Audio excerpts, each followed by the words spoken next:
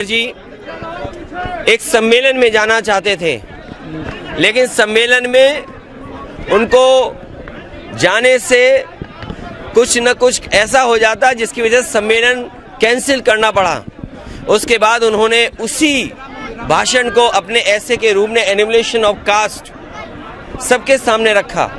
इसी तरह डॉक्टर राम मनोहर लोहिया पूरी जिंदगी भर इस बात का प्रयास करते रहे कि जाति खत्म हो, जातियां टूटे, और नेताजी से लेकर के जितने भी समाजवादी आंदोलन चले हैं उन्होंने जातियां तोड़ने का काम किया या जातियां कैसे टूटे उस दिशा में काम किया, चाहे वो राजनारायण जी हों, चाहे कर्पूरी ठाकुर जी हों या पुराने तमाम नेता जिनके हम नाम ले सकते हैं। लेकिन अभी भी समाज में जातियां नहीं खत्म हुई।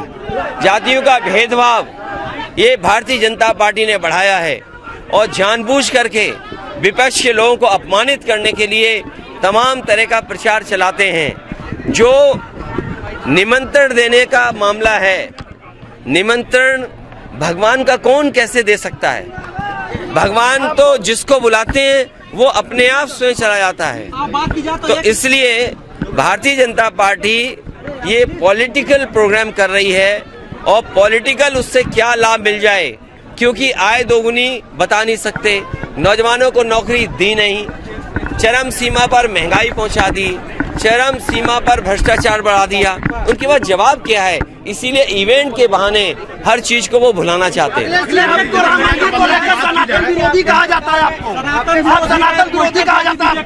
देखिए ऐसा है ए मेरे पत्रकार साथियों, अगर तुम ज्यादा सवाल पूछोगे तो तुम भी सनातन विरोधी हो जाओगे।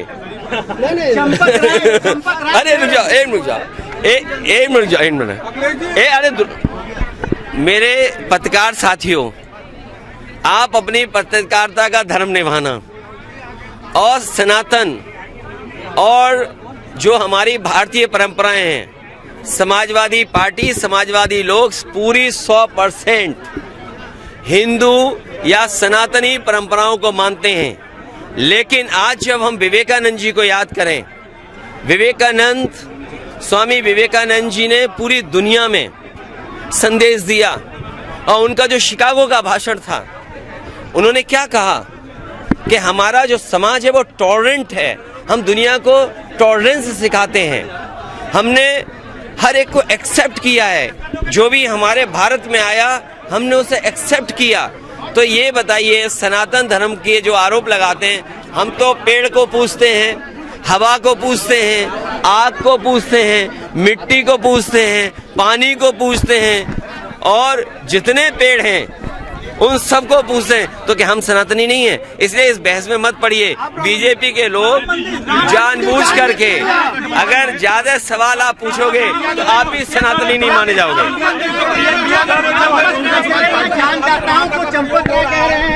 कि अयोध्या में दान देने वालों के गर्दन काट लिए जाते हैं, अगर कोई आता है अयोध्या में तो उसका गर्दन तक काट लिया जाता है। क्यों? ये कब बात कहे? कन्नौज से कुछ लोग इत्र और चांदी का फूल लेके पहुंचे थे। देखिए ये जो भाषा का इस्तेमाल, तो इसका मतलब वो खुद सनातनी नहीं है। अगर वो गले काटने की बात कर रहे हैं और जिनको संविधान और कानून पे भरोसा नहीं है वो कभी सनातनी नहीं हो सकते हैं। हम बाबा साहब भीमराव अम्बेडकर जी, डॉक्टर राम मनोहर लोहिया और नेताजी जो संविधान को मानते रहे, संविधान को हम मानते हैं, लोकतंत्र को मानते हैं। जो संविधान मानता है वो इस तरह की भाषा इस्तेमाल नहीं कर सकता। बहुत सारी मूलभूत सुविधाओं की कमी है, सड़क है, बिजली, पानी।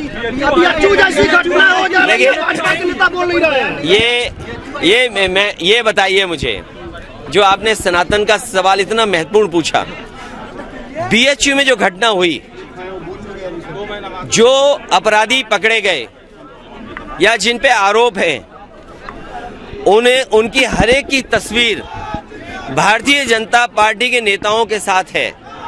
मैं भारतीय जनता पार्टी या आप साथी लोग जो सवाल पूछ रहे हैं, क्या जो इन पे आरोप लगा भारतीय जनता पार्टी के सनातनी नेताओं के साथ तस्वीर थी कि नहीं थी?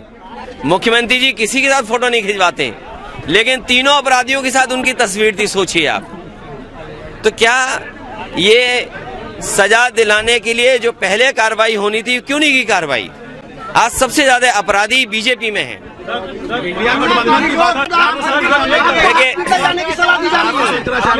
देखिए अब अगर ये बात आई है तो अगर देश के चारों शंकराचार्य हम उनको सम्मान की दृष्टि से देखते हैं, वो हमारे धर्म के अगवा हैं, उन्हीं से बहुत सारी परंपराओं, बहुत सारे धर्म की जानकारी हमें मिलती है।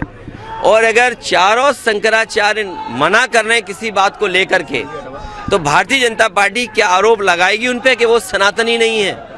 जो आरोप विपक्ष के नेताओं पे लगा रहे हैं, इनका बस चले तो हमारे जो पूजनीय सम्मानित जो शंकराचार्य जी हैं उन पे भी आरोप लगा सकते हैं। जब भगवान बुलाएंगे, जब श्री राम भगवान बुलाएंगे। और एक मिनट, ये जो सुविधाओं को लेकर के आपने कहा, आज सर्वे आया है कि कूड़े में, सफाई में शहर कहाँ पहुंच गए। लखनऊ तो बहुत नीचे गिर गया। मुझे नहीं लगता, आंकड़ों में तो बनारस हो सकता ऊपर नीचे दिखाई दे रहा हो, लेकिन सच्चाई में जमीन पर देखोगे सबसे ज्यादा गंदगी आपको दिखाई देगी, सबसे ज्यादा जानवर आपको दिखाई देंगे। जिस माँ गंगा को साफ करने के लिए पूजा की गई, संकल्प लिया गया, आह्वान किया गया, माँ गंगा वैसी की वैसी हैं। जो बुनियादी सुविधाएं, ट्रैफिक का इंतजाम, लोगों का आना जाना आसान होना, समय पे चीजें मिल जाना, चाहे वो बिजली हो, चाहे वो हमारा पानी का इंतजाम हो। बताओ आप 10 साल में और लखनऊ की सरकार के जो 7 साल पूरे होने जा रहे हैं, क्या सुविधाएं बनारस को मिली हैं? और बनारस तो स्मार्ट सिटी में माना जाता है। स्मार्ट सिटी में जनता आकलन करे कि पिछले 10 साल में स्मार्ट सिटी कितना आगे बढ़ा है।